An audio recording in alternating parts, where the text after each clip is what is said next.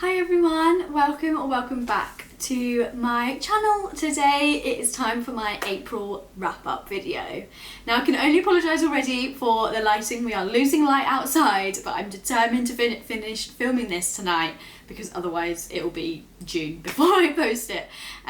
So bear with me. I've got my lights working overtime, so hopefully it is bearable for you guys. So April was a really good reading month actually for me. I read 7 books and had a really good general rating. I need to work out what my average rating was, but I feel like it was fairly high. I enjoyed the majority of the books that I read this month.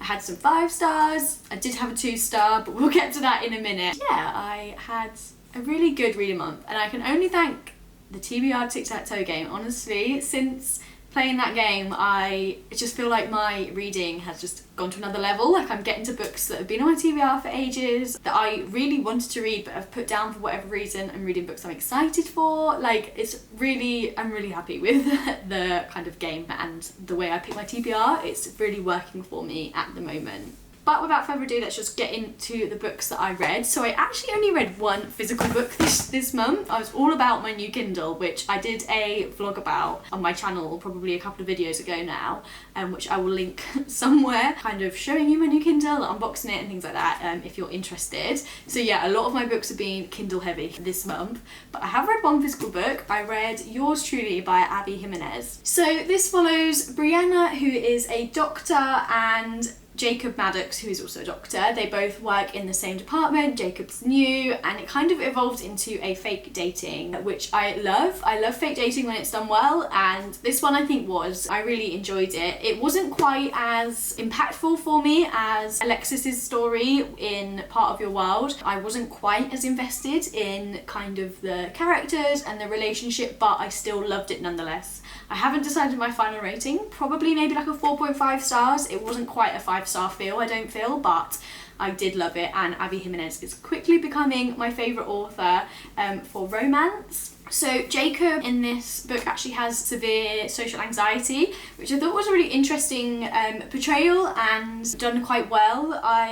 It was nice to see the male character kind of go through a bit of hardship and the female be the one that's kind of supporting them through it. Don't get me wrong, they both had their issues and they both had things they needed to work through together, but yeah, it was nice to see the male character be a little bit more vulnerable. I feel like that's quite rare in romances, and I really liked how it was done here.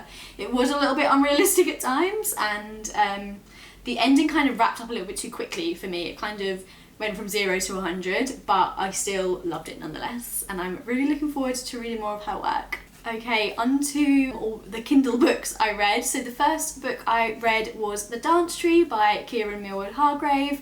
She is also the author of The Mercies. This is her 2nd book, I believe. I also did a vlog reading this. I think it was in the same vlog as my Kindle unboxing, if you want a little bit more insight into it. But effectively, this is kind of a historical fiction set in the 1500s in France. I think it's France or maybe Germany. I kind of got a little bit confused with that. And it follows the dancing plague that kind of struck women. Thousands of women got up and were dancing for days and weeks and months on end. It was kind of put down to female hysteria, and this book kind of shed light onto the dancing plague. I hadn't heard of it before this, and also kind of perhaps the reasons behind it, and maybe it was a little bit more than just female hysteria. And yeah, as with this author's previous work, I loved the writing style. It was absolutely beautiful. She's got a very just poetic way of writing, and it really like draws you in. I will say this book took me more time to kind of get into than her other book, The Mercies. That was an out and out 5 stars for me. As soon as I kind of picked it up, I just fell in love with it. This one took a little bit more time, but I did really enjoy it. I gave it 4 stars overall, and the story was just beautiful, and the portrayal of these women, I just loved it. So next I read Know My Name by Chanel Miller. This is a non-fiction. It's kind of a memoir detailing Chanel's story. She was sexually assaulted by Brock Turner, the Stanford swimmer, is how he was portrayed in the media. This is kind of her story, reclaiming her story and telling her side of it, and yeah, it was harrowing, it was emotional, it was beautiful, it was just amazingly written. Chanel Miller can write, let me tell you that. I I'm sure she'll go into some other kind of writing at some point. I don't doubt it, because the way she portrayed these events, and it was just beautiful. Obviously, it was a very difficult subject to read about, but one I think like is just so important, and I've actually like recommended this book to so many people since then. I just think it's something that a lot of people need to read about and learn about. It obviously detailed the kind of assault and how she's been affected post that. There's a lot about the legal process and the justice system in America, but I'm sure it portrays and carries over to a lot of countries, how difficult it was for her to get justice, and how after everything that happened, he actually only got 2 or 3 months, I think, in prison for it, so not necessarily the justice she deserved. But yeah, it was just amazing, really heartfelt, and yeah, like I say, just a beautiful read, if not very difficult. The next Kindle read, very different. I read The Big Four by Agatha Christie. This was the next book in her kind of Poirot series that I'm reading in chronological order. This one, I believe, is the 5th book. I did not love this. Unfortunately, this was like a 2 stars for me. I'm not gonna lie, I did kind of skim a lot of it. It just wasn't that interesting, and it's a real shame because the book beforehand, I think it was The Murder of Roger Ackroyd. Is that the name? Her previous book in this series was incredible, like one of the best plot twists I've read in a book, and just, yeah, really amazing. And I was really excited going into this book because I was like, wow, I had such a good time reading the book before that.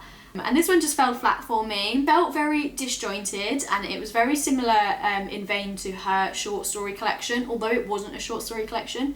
It felt very similar to her previous short story collection I've read, Poirot Investigates, and I didn't get on with that one either, and it kind of felt very similar, very clunky, and each chapter kind of, I can't explain it, but it was very disjointed. I kind of looked into a little bit more, and apparently these were published weekly in a newspaper, and then they kind of just culminated them all together and made it into a book. So that kind of makes a lot of sense. I can kind of understand that, and I can see that very easily in how it reads. It just doesn't read very smoothly at all. It's very overdramatic and just very not interesting. I just didn't like it. I would have probably DNF'd the book, but I'm trying to read all of the books, so I persevered. But like I say, I skim read a lot of it because it was just a bit ridiculous for me. So next I read Veronica Ruiz Breaks the Bank by Elle Casamino. This is her short story as part of the Finlay Donovan collection, detailing Vero, her assistant. It kind of delves into her backstory a little bit more, and we find out a little bit more about her. I was really excited for this going into it because Veronica is one of my favourite characters in that kind of world, and I was really looking forward to kind of finding out more about her. This felt a little bit flat for me. It was a good read, like I enjoyed it, but it was literally like 50 pages, I think, if that, and just really, it wasn't enough. Like, I knew it was a short story, but I felt like it could have been a little bit longer, and we could have got maybe a little bit more detail. It really was just one snippet into her life and like one event. I won't really go into it too much because it was 40 pages. I would still recommend it if you're reading that kind of world and if you enjoy her books, but like I say, I just wish we got more of the backstory. We still don't know that much about her, and that's definitely something I would like more of going forward, but we'll see. I'm definitely going to carry on with the series. It was just a nice little short story, but yeah, just not quite as much as I would like. Okay, sorry if the angle has changed. My battery just died just as I was finishing talking about Veronica Ruiz Breaks the Bank, and this battery's got 20% on it, so we need to wrap things up quickly. I've been talking for way too long. So my final 2 books, sorry, I've got them on the list here so I don't forget them. I read We Were Liars by E. Lockhart, I believe is the author's name. Again, I read this on Kindle. I actually owned the physical book, but I unhoarded it a couple of years ago, and then it was the book club pick for the book club I'm part of, which is typical, but luckily it was on Kindle Unlimited, so I could still read it. This was a really short story. It was only about 200 pages.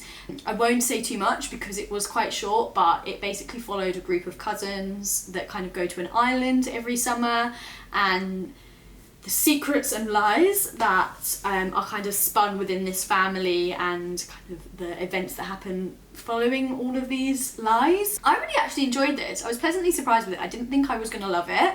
It wasn't the best book I've ever read, but it definitely wasn't bad like I was potentially expecting it to be. It was a very quick read, very engrossing. I read it really quickly, and yeah, I just enjoyed the setting. I love books that are like set on these fancy islands. And yeah, the twists, I didn't guess what was happening. And yeah, it was just a fun read. It was nothing groundbreaking. I probably won't carry on with the series. I think there's a prequel that's come out. I probably won't read that. But for what it was, I actually really enjoyed it. And finally, the last book I read this month was The Woman in the Window by AJ Finn.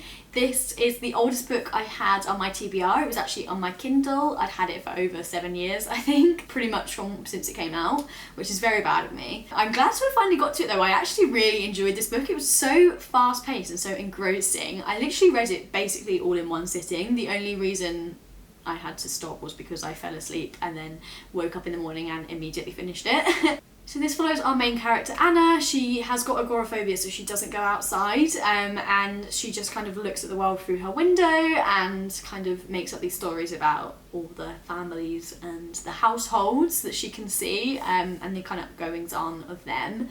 And then what she believes is a crime occurs, and she's kind of trying to investigate that, trying to get people to believe her and things like that. This is an unreliable main character, which I do love when it's done well, and I do feel like this one was done really well. I didn't know where it was going. There was one twist that I did guess and did work out, which I was very proud of myself for, because I never do.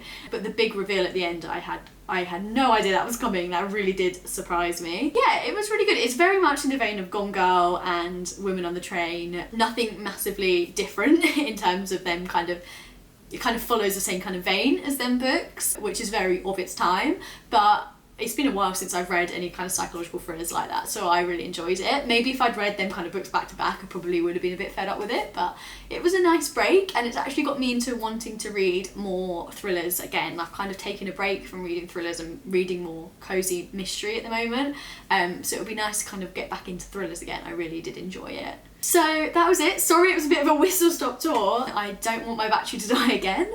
But yeah, so that was all the books that I read in April. Like I say, I had a really good reading month. I'm really happy with how much I read and kind of the books I read. All really good except for the 2 stars. So yeah, I can only thank my new Kindle, because honestly, since I've had that, I've read so much more. But yeah, I hope May is just as successful of a reading month. I've just filmed my May TBR and I'm really excited for some books that are in that. So hopefully we can have a great month in May as well. Let me know the favourite book that you read in April, and I will see you in my next video. Thank you so much for watching. Bye!